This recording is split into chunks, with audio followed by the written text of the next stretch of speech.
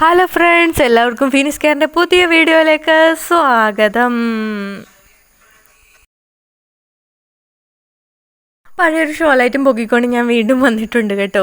അപ്പം നമ്മുടെ ചാനൽ ആദ്യമായി കാണുന്നവരുണ്ടെങ്കിൽ ചാനലൊന്ന് സബ്സ്ക്രൈബ് ചെയ്തേക്കണേ. പിന്നെ വീഡിയോ ഇഷ്ടമാവുകയാണെങ്കിൽ ലൈക്ക് ചെയ്യാനും ഷെയർ ചെയ്യാനായിട്ടും മറക്കരുതേ. നമ്മുടെ വീഡിയോയിലിട്ടിന്ന് നമുക്ക് കിടക്കാം. അപ്പം ഞാൻ കുറച്ച് ബൈൻഡും എടുത്തിട്ടുണ്ട്, അതേപോലെ തന്നെ ആ ലാമ്പിൻ്റെ ആ മുകൾ ഭാഗവും കൂടെ കവറിങ്ങും കൂടെ എടുത്തിട്ടുണ്ട് ഷോലൈറ്റ്. അപ്പോൾ അതിനുശേഷം ഈ ഒരു ബൈൻഡിൻ്റെ ഒരറ്റത്താണെങ്കിൽ ഇങ്ങനെ ട്രയാങ്കുലർ ഷേപ്പിൽ കട്ട് ചെയ്ത് കൊടുക്കുന്നുണ്ട്. അപ്പോൾ രണ്ട് സൈഡ് നമ്മളിത് കട്ട് ചെയ്യേണ്ടതായിട്ടുണ്ട്. ഈ സൈഡ് കട്ട് ചെയ്യുന്നത് ട്രയാങ്കുലർ ഷേപ്പിലാണ്, മറ്റേ സൈഡ് നമ്മൾ മുമ്പ് നീളത്തിൽ ചുമ്മാ ഒന്ന് കട്ട് ചെയ്ത് ഒരു പ്രത്യേക ഡിസ്റ്റൻസ് മാത്രം, ഒരു പ്രത്യേക അളവിൽ. അതേസമയം നമ്മുടെ നടുവിലത്തെ അളവാണെങ്കിൽ ആദ്യം നമ്മൾ കട്ട് ചെയ്ത അളവിനെക്കാട്ടിലും കൂടുതലാണ്. അപ്പോൾ അത്തരത്തിൽ ഒന്ന് കട്ട് ചെയ്ത് കൊടുക്കാം. അന്ന് കട്ട് ചെയ്ത് സെറ്റാക്കി എടുത്തതിന് ശേഷം നമുക്കിനി ആ ലാമ്പ് എടുത്ത് അതിൻ്റെ മുകളിലായിട്ട് ഇതൊന്ന് ഒട്ടിച്ചു കൊടുക്കേണ്ടതായിട്ടുണ്ട്. അപ്പോൾ നമ്മൾ ട്രയാങ്കുലർ ഷേപ്പ് വെട്ടിയിരിക്കുന്ന ഭാഗം വേണം നമ്മൾ ആ ലാമ്പിനോട് ചേർന്ന് ഒട്ടിച്ചു കൊടുക്കാനായിട്ട്.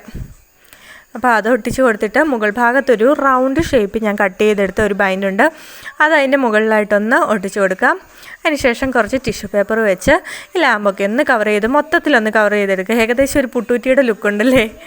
അപ്പം അത് കഴിഞ്ഞിട്ട് നമ്മളൊന്ന് കവർ ചെയ്തെടുത്തിട്ട് നമുക്ക് കുറച്ച് MSEAL എടുത്തിട്ട് കുറച്ച് പൂക്കൾ ഉണ്ടാക്കി വെക്കാമേ. അപ്പോൾ ഇത്തരത്തിൽ ഇതളുകൾ ഉണ്ടാക്കിയിട്ട് നമ്മൾ റൗണ്ടിൽ വെച്ച് ഒരു വലിയ പൂക്കൾ 3 എണ്ണം ഉണ്ടാക്കുന്നുണ്ട്.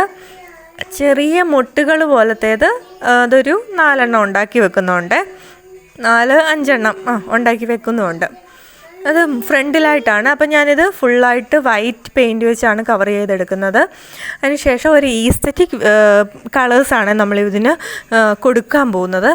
അപ്പോൾ അതിന് ശേഷം നമ്മൾ ഒരു പിങ്ക് കളർ എടുത്തിട്ട്, അല്ലെങ്കിൽ rose colour, light rose colour എടുത്തിട്ട് നമ്മളിങ്ങനെ ഒന്ന് മുകളിലായിട്ട് വൈറ്റ് പെയിൻ്റ് അടിച്ചതിൻ്റെ മുകളിലായിട്ട് ഇങ്ങനെ ഒന്ന് കോട്ടിങ് ചെറുതായിട്ട് കൊടുക്കുക. സാധാരണ നമ്മൾ സിൽവർ കളറും ഗോൾഡനും ഒക്കെയാണല്ലോ കൊടുക്കുന്നത്. അപ്പോൾ അതിൻ്റെ ഒരു ചേഞ്ചായിട്ട് കോമ്പിനേഷനാണല്ലോ പിങ്കും വൈറ്റും കൂടെ. അതിനുശേഷം പിങ്ക് കളർ, ആ സെയിം കളർ തന്നെയാണ് ഞാൻ ഫ്ലവേഴ്സിന് കൊടുക്കുന്നത്.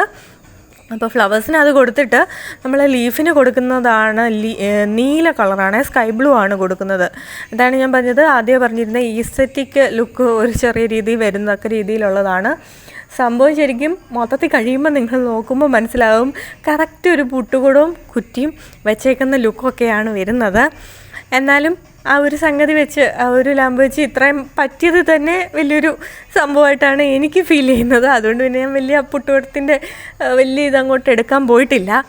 എന്നാലും ഓക്കെയാണ് സംഭവം. അപ്പോൾ അതിനുശേഷം ഞാൻ ലീഫിന് ബ്ലൂ കളർ കൊടുക്കുന്നുണ്ട്, സ്കൈ ബ്ലൂ തന്നെയാണ് കൊടുക്കുന്നത് എല്ലാ ലീഫിനും. അതേപോലെ തണ്ടിനും ഞാൻ ബ്ലൂ തന്നെയാണ് കൊടുക്കുന്നത്. അപ്പം അത് കൊടുത്തു കഴിഞ്ഞിട്ട് നമ്മൾ അടുത്തതായിട്ട് ഈ ഇതുണ്ടല്ലോ, ഈ ബോർഡർ പോലെ ഇരിക്കുന്ന കഴുത്തിൻ്റെ ഭാഗത്തും ഏറ്റവും താഴത്തെ ഭാഗത്തുമായിട്ടും ഈ സ്കൈ ബ്ലൂ തന്നെ കൊടുക്കുമ്പോഴത്തേനും നമ്മുടെ വർക്ക് ഏകദേശം ഒന്ന് കംപ്ലീറ്റ് ആകും.